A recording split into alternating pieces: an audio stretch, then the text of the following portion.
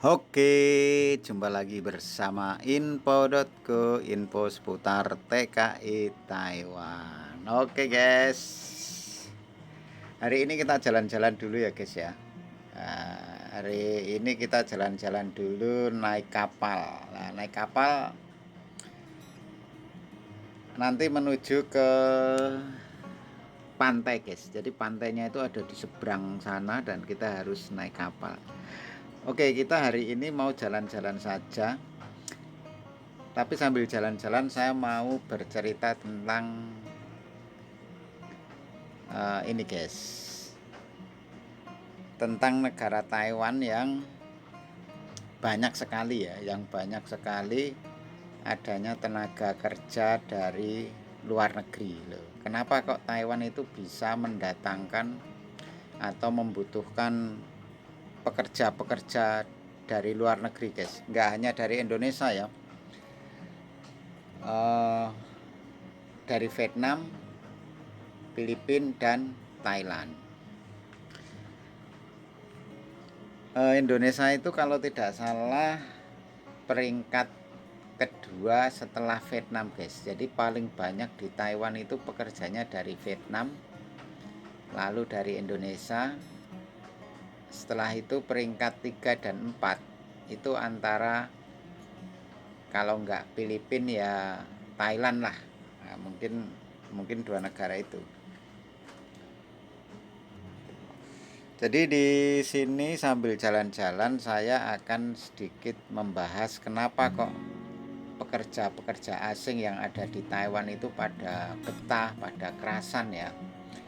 Itu sebabnya apa? Nah, jadi kalau saya rasakan ya guys ya, kalau yang saya rasakan dan saya lihat-lihat dari berbagai pengalaman,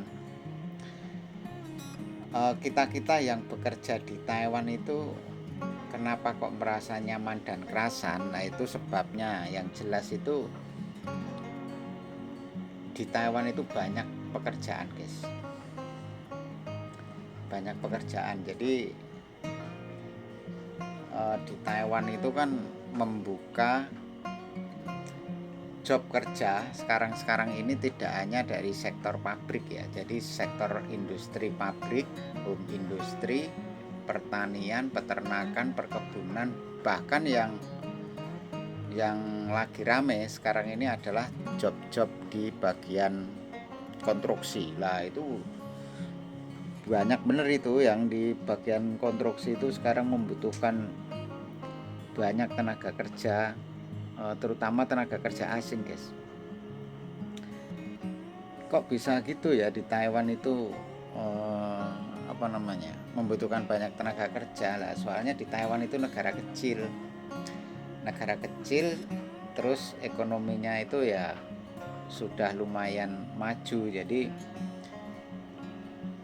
sudah dipastikan membutuhkan tenaga kerja.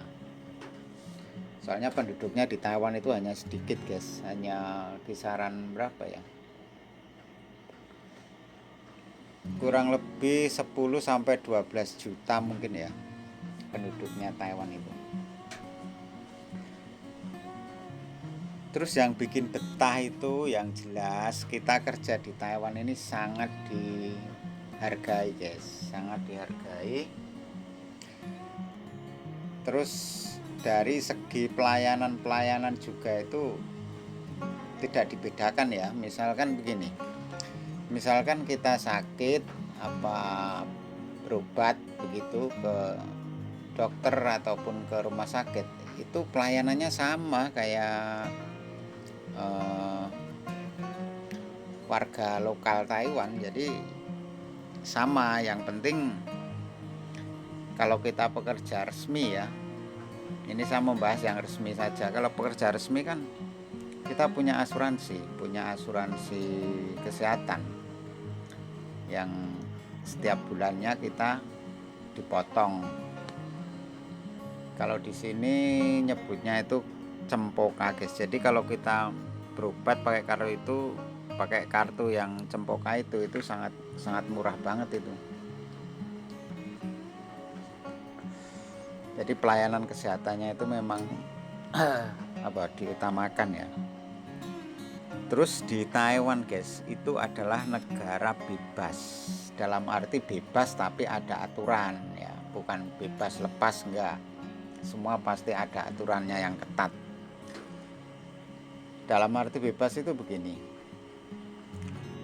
bagi siapapun pendatang di Taiwan, pekerja asing dari negara manapun, itu kalau mau, misalkan Indonesia kan kebanyakan penduduknya muslim ya. Nah kalau misalkan pas acara-acara keagamaan, kalau hari raya, sholat Idul Fitri lah, itu kita para pekerja asal kita minta izin itu nanti diizinkan sama bos. Terus lagi di tempatnya buat sholat, di masjid atau di tempat lapangan misalkan sholat Idul Fitri, itu dijaga ketat sama polisi guys. Jadi udah diamankan langsung sama polisi-polisi Taiwan. Apalagi kalau ada acara pengajian. Nah acara pengajian itu misalkan di Taiwan kan sering ya, ulama-ulama Indonesia yang ke Taiwan itu ada kayak misalnya Gus Baha belum ding, Gus Idam, Gus Muapik, Gus Kausar, terus siapa lagi itu ya, Gus Miftah, dan yang lain-lainnya lah. Itu kalau misalkan ke Taiwan, ceramah di Taiwan, lah itu langsung diamankan sama polisi-polisi Taiwan. Kan hitungannya udah izin, panitia udah izin di lapangan, lah itu sekaligus diamankan sama polisi-polisi Taiwan. Belum lagi acara-acara hiburan kayak konser musik di Taiwan lagi itu ada. Ariel Noah itu di daerah Taipei itu ada, itu juga meriah. Jadi Taiwan itu welcome. Yang penting jangan melanggar hukum. Sekali melanggar hukum ya berat hukumannya guys. Terus para TKI itu juga ya, para TKI kita, para TKI itu bisa menyalurkan hobi di Taiwan itu ya. Dalam arti yang hobi olahraga sepak bola, nah itu teman-teman kita para TKI itu pada bikin klub bola masing-masing lah, nanti bertanding dari kota ini ke kota sono, dari klub yang satu tanding sama klub lainnya. Jadi Taiwan itu udah kayak apa ya, saya ibaratkan itu kayak mininya Indonesia. Mininya Indonesia itu ada di Taiwan. Dalam arti di Taiwan kan puluhan ribu orang Indonesia ya. Saya berkunjung kemana-mana itu pasti ketemu orang Indonesia. Biarpun sampai di pelosok pegunungan, di pedesaan, ada aja orang Indonesia. Jadi kayak Taiwan ini udah kayak rumah kedua bagi warga Indonesia. Belum lagi restoran-restoran Indonesia, rumah makan Indonesia, warung-warung Indonesia. Kita mau belanja kebutuhan barang Indonesia pun ada di sini. Semua ada. Jadi komplit lah udah. Kita mau nyari apa saja ada. Jadi itulah Taiwan guys. Taiwan itu negara yang kecil ya, negara kecil. Perekonomiannya itu dibantu sama pekerja-pekerja dari luar negeri. Jadi ya semacam kayak apa ya, ya kerjasama yang bagus lah ya. Kita TKI di sini nyari nafkah, nyari penghasilan. Nah di sisi lain ekonomi Taiwan bisa berkembang dan maju. Dalam arti kalau tidak ada yang kerja dari orang luar negeri kan otomatis pabriknya juga nggak berjalan. Nah terus kalau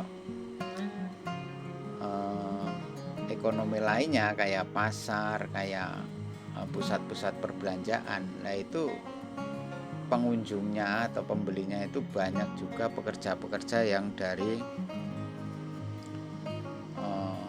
luar negeri, yes. Salah satu contoh di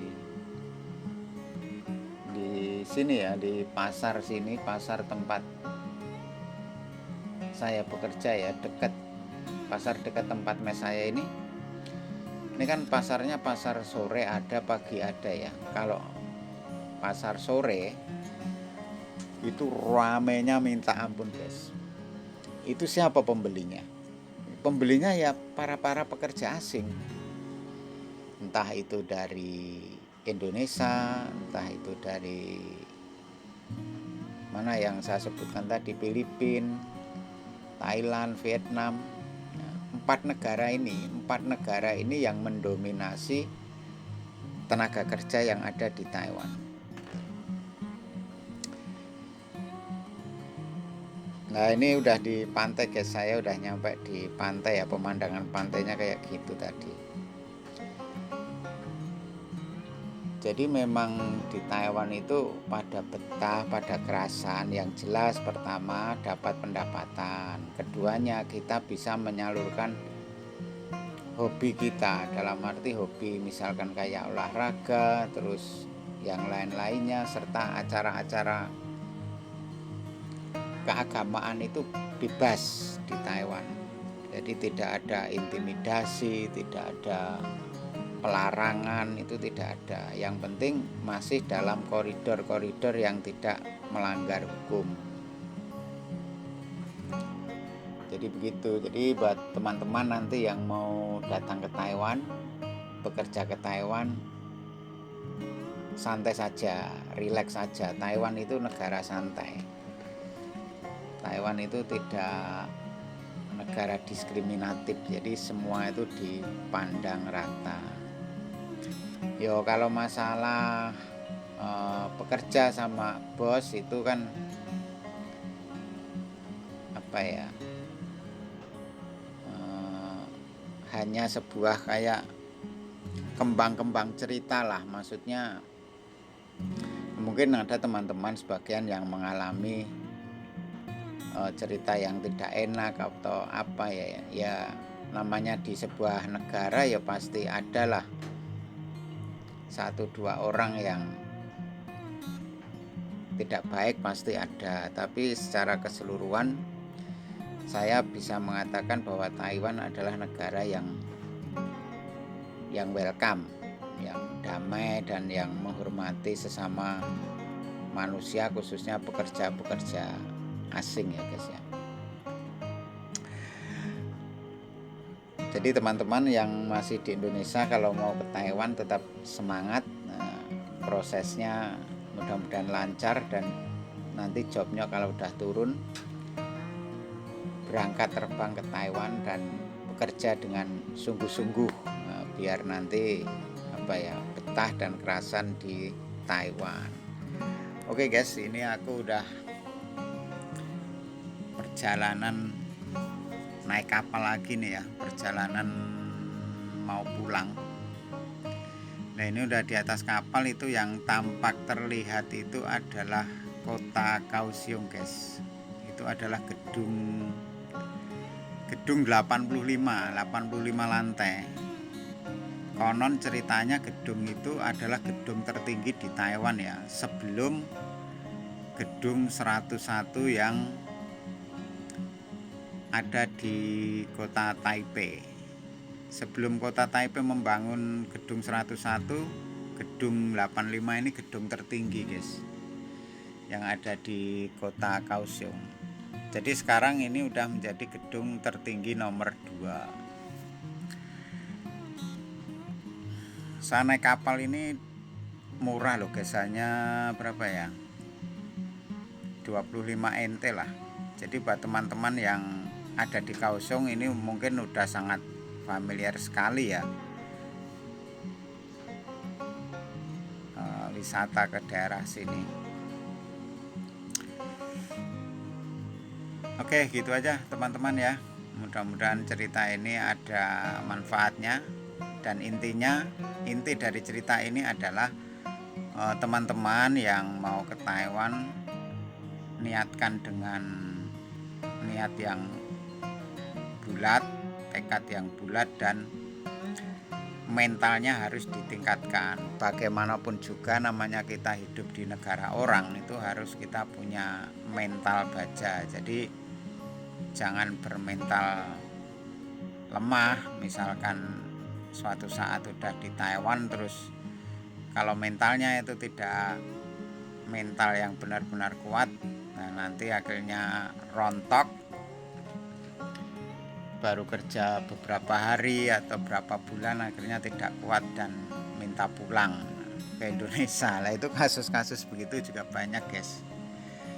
Kasus-kasus yang model begitu juga banyak. Baru nyampe di Taiwan seminggu, 2 minggu atau berapa, katanya kerja nggak kuat, banyak tekanan, terus kerjaan nggak sesuai apa gimana. Ya itulah, kalau mental kita mentalnya udah mental baja, misalkan ada masalah ya kita tinggal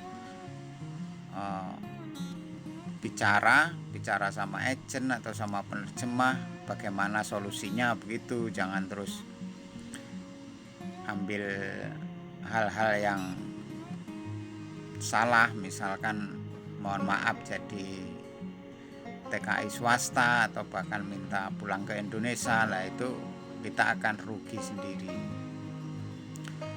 Soalnya berangkat ke Taiwan itu yang jelas prosesnya susah, ya kan. Kedua, modalnya juga banyak. Kalau tahun-tahun sekarang kan kisaran antara 75 sampai 100 juta totalnya. Jadi sayang kan kalau baru di Taiwan sebentar terus pulang, jangankan balik modal, udah pasti belum balik modal kalau hanya baru-baru sebentar begitu. Jadi pesan saya, mentalnya juga harus ditingkatkan benar-benar sebelum berangkat ke Taiwan. Soalnya di Taiwan ya namanya di negara orang, ya beda budaya, beda karakter kerja itu udah pasti.